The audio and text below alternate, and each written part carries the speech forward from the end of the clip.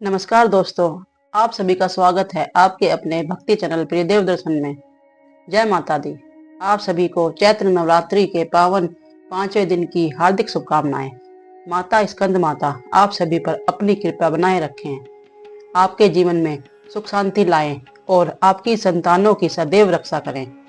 आज के इस विशेष पावन अवसर पर हम आपके लिए लाए हैं माता स्कंद माता की संपूर्ण कथा। अंत में हम सब मिलकर विनम्र भाव से समय प्रार्थना भी करेंगे। भक्तजनों, स्कंद माता का नाम दो शब्दों से मिलकर बना है, स्कंद और माता। स्कंद का अर्थ है भगवान कार्तिकेय, जो भगवान शिव और माता पार्वती के पुत्र हैं, और माता का अर्थ है जननी।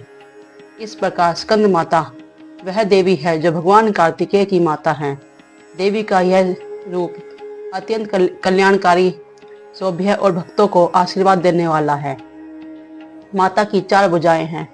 एक भुजा में वे अपने पुत्र कार्तिकेय को गोद में धारण करती हैं, तो हाथों में कमल के पुष्प सुशोभित हो रहते हैं। चौथे हाथ में वे भक्तों को आशीर्वाद प्रदान करती हैं। माता सिंह पर सवार होती हैं, किंतु उनका आसन कमल पुष्प भी है, इसलिए उन्हें पद्मासन देवी भी कहते हैं। स्कंद माता विशुद्धि चक्र की अधिक त्राष्टी देवी मानी जाती हैं। यह चक्र हमारे कंठ स्थान में स्थित होता है। जो साधक सच्चे मन से माता की उपासना करता है, उसका यह चक्र जागृत हो जाता है और उसे वाणी में मधुरता, प्रभाव और दिव्यता प्राप्त होती है। माता को मयूर वाहन भी कहा जाता है, क्योंकि उसके पुत्र कार्तिकेय का वाहन मयूर है। अब आइए श्रद्धा और भक्ति के साथ माता स्कंद माता की कथा का श्रवण करते हैं।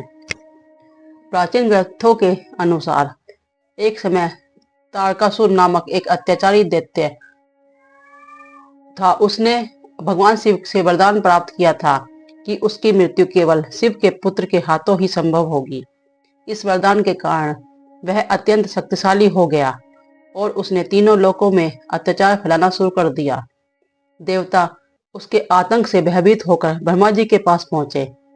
ब्रह्मा जी ने कहा कि तारकासुर का वध केवल भगवान शिव के पुत्र द्वारा ही संभव है, इसलिए शिव जी को विवाह कर पुत्र उत्पन्न करना होगा। उस समय भगवान शिव माता सती के वियोग में गहन तपन में लीन थे। देवताओं ने उनकी तपस्या भंग करने के लिए कामदेव को भेजा, लेकिन शिव की क्रोध के आगे कामदेव भस्म हो गए।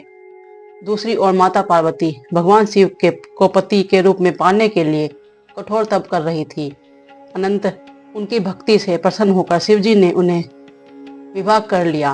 विवाह के बाद शिवजी के तेज से एक दिव्य शक्ति पर उत्पन्न हुई, जिसे कोई भी धारण नहीं कर पाया। वह तेज गंगा के मध्य से सरकंडों के वन में जाकर पहुंचा और वहीं से एक दिव्य बालक का जन्म हुआ। 6 मुखों वाला वह बालक था कार्तिकेय।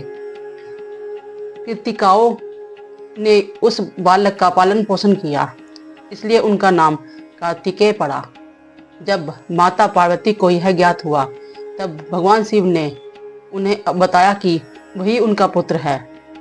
बाद में कार्तिकेय को कैलाश लाया गया और माता पार्वती ने स्कंद माता के रूप में उन्हें युद्ध सुकौशल सिखाया। जब समय आया तब कार्तिकेय ने देव सेना का सेनापति बनाया गया और उन्हें युद्ध में तारकासुर का वध कर देवताओं को भयमुक्त किया। भक्तजनों, स्कंद माता को छठी देवी के रूप में भी पूजा जाता है, जिन्हें संतान की रक्षा करने की वाली माता माना जाता है। एक प्राचीन कथा के अनुसार प्रियव्रत नाम के राजा थे, जिन्हें संतान सुख नहीं मिला था। उन्होंने यज्ञ कराया, जिससे उनसे पुत्र प्राप्त हुआ, लेकिन वह मृत पैदा हुआ। शोक में डूबे राजा ने के सामने एक दिव्य देवी प्रकट हुई। वह थी छठी माता। उन्होंने अपने दिव्य वर से उस बालक को जीवित कर दिया और माता को स्थान का सुख आशीर्वाद दिया। तभी से छठी माता की पूजा का महत्व बढ़ गया। कलयुग में भी यह सत्य है कि जो भक्त सच्चे मन से माता को स्मरण करता है, उसकी मनोकामना अवश्य पूर्ण होती है। एक कथा में एक दंपति ने सच्ची श्रद्धा से छठी माता की पूजा की और संतान सुख प्राप्त हुआ। इससे यह सिद्ध होता है कि माता की कृपा पाने के लिए आडंबर नहीं, सच्ची भक्ति और श्रद्धा आवश्यक है। भक्तजनों, अब श्रद्धा के साथ श्री दुर्गा चालीसा का पाठ करें और माता स्कंद माता की आरती लगाकर उनका आशीर्वाद प्राप्त करें। जो भी भक्त सच्चे मन से माता का स्मरण करता है, उसके जीवन में सभी कष्ट दूर हो जाते हैं, घर में सुख समृद्धि आती है और संतान सुरक्षित रहती है। अंत में आइए हम सब मिलकर माता से क्षमा मांगते हैं।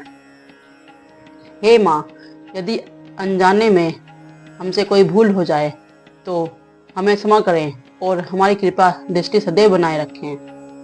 प्रेम से बोलिए जय माता दी, जय स्कंद माता, जय छठी माता। आपका अपना प्रियदेव दर्शन। जय माता दी।